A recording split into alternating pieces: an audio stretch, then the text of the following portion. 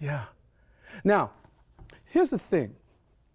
I want to share this tale in a way that, well, it will have us, in a very traditional sense, doing this together.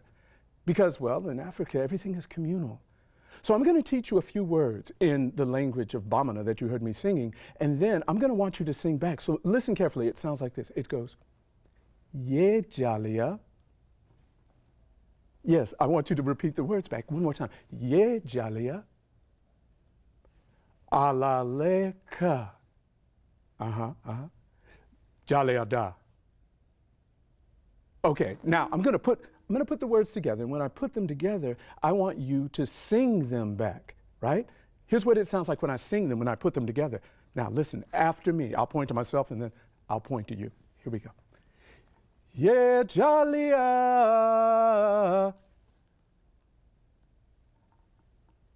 Alaleka Jalia da. That's what I wanted. Now, let's jump into this and enjoy this tale.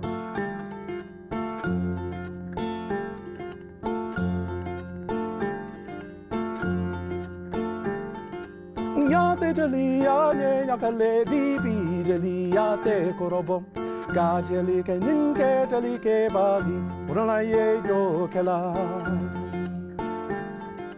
ambia sinana ambia sinana ambia sinana kumbemba jali muzaninjale kelu ambia sinana bula bula julula ibola bula kora jaluma ambia sinana kumbemba jali muzaninjale kelu ambia sinana. Okay, after me, that song I taught you, after me. Ye jalia alaleka jalia da. Ye jalia alaleka jalia da. Ambia sinana kumbemba jali muzaninjale kelu ambia sinana.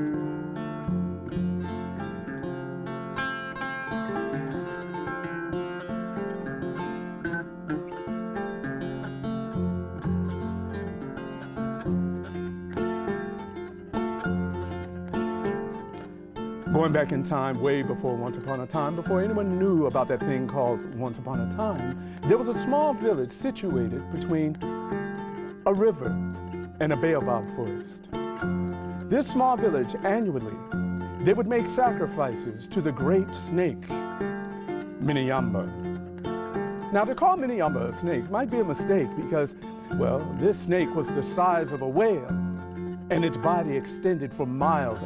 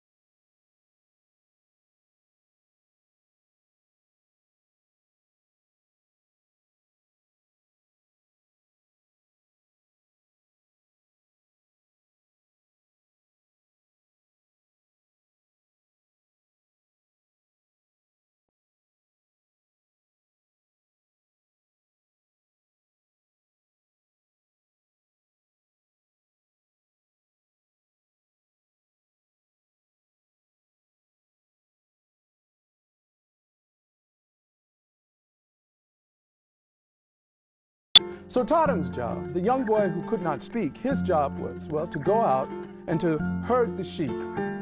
They gave Tarang a bell in case anything would happen so that he could ring the bell because, well, he couldn't speak. And if he rang the bell, the people in the village, they would come running to see what was wrong. One day, Tarang was tending to the sheep as he had always done, when one of them broke loose from the flock and headed straight to the Baobab forest. Tarang was frightened, but he chased the sheep. He chased it into the Baobab forest. And when he entered this dark Baobab forest, he caught the sheep, and at the moment that he caught the sheep, he looked up, and staring down at him was the giant snake, Miniamba. Tarang's heart began to beat fast. He held on, he clutched the sheep, and all he could think, because he could not speak, all he could think was, please, don't eat me, don't eat me. And then he heard a voice in his head respond back to him. Why would I eat you? It was the voice of Miniamba. Without opening its mouth, the giant snake was able to speak. Tarang said, you would eat me because you are the fierce snake Miniamba, and every year we have to sacrifice to you so that you don't eat all of us. Miniamba said, would you eat me? Tarang said, no, I would not eat you. Miniamba said, I would never eat you. Why are you so afraid of me? And Tarang explained the screeching that the people heard and why they sacrificed half of their crops.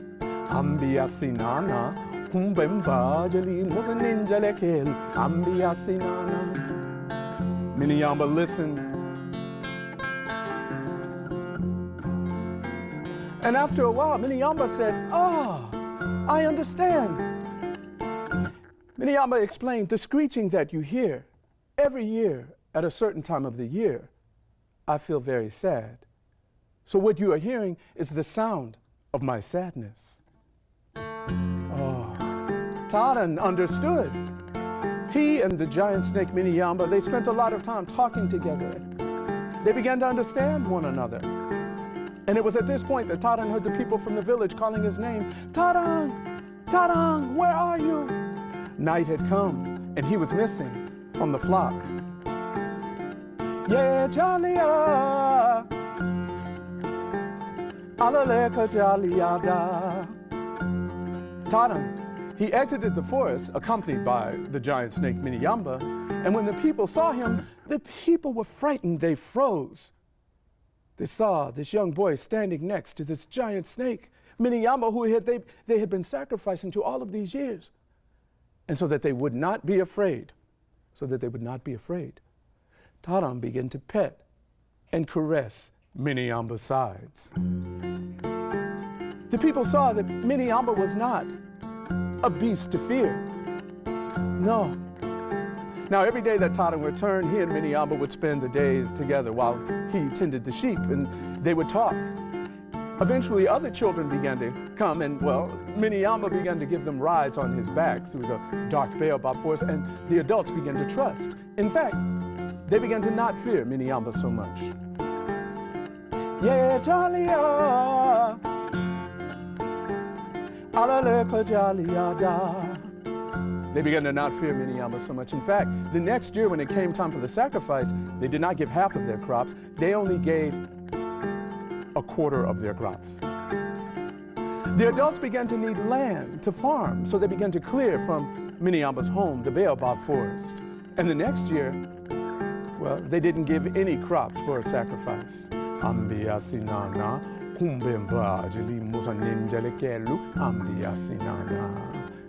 Yes, they were clearing away Miniamba's home. And there was no fear of this snake. They began to, well, push him further and further back. Some of the adults would even throw rocks at Miniamba to get him out of the way. Some began to beat him with sticks. So, over time, Miniamba began to recede further and further. Until finally, Miniamba explained to his friend Tarang that he had to leave. He couldn't take this treatment. Tarang was weeping, but Miniamba taught him a song that if he ever needed him, he could sing this song, and that Miniamba would return to help his friend. But Tarang explained, I can't speak. I can't speak. How can I sing a song? And Miniamba just told him, try.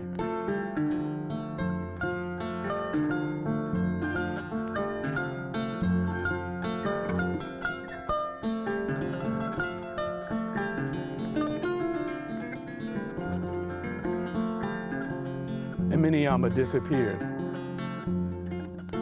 Time passed, and young Tadang grew into a strong teenage boy.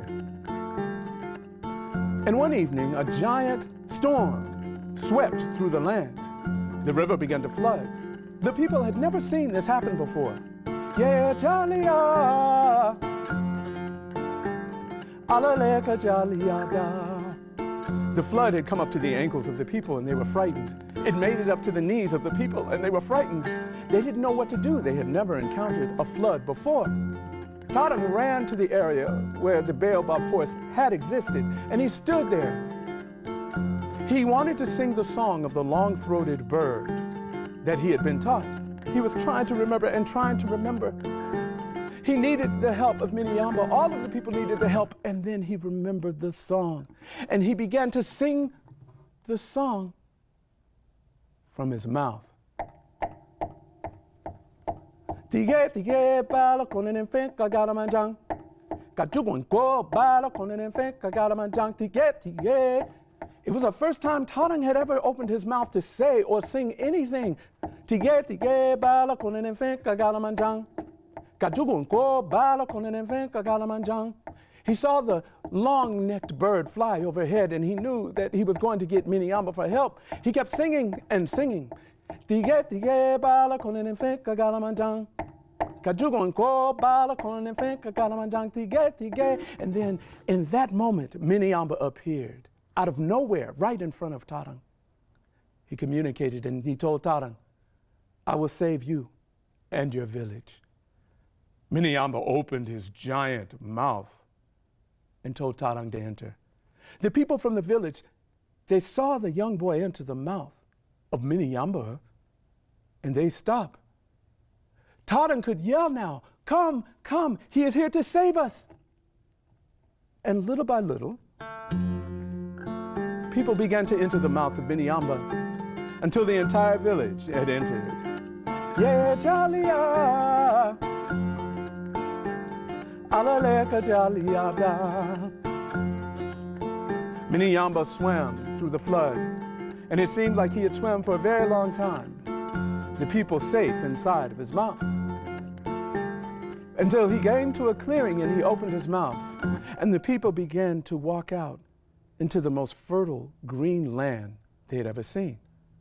On one side there was a river, just as before, and on the other side was a giant baobab forest. When the people exited Miniamba's mouth, he receded back into the forest, just as he used to do in the old land. The people were so happy, they were so overjoyed, they had a new home. They began to plant and work as they had done before. And the land was so fertile, they had no problems. And the first year, they went back to making sacrifices. Half of their crops they put at the edge of the forest. Yeah, Jalia, alaleka Jalia. But this time when they sacrificed, they did not sacrifice out of fear. No.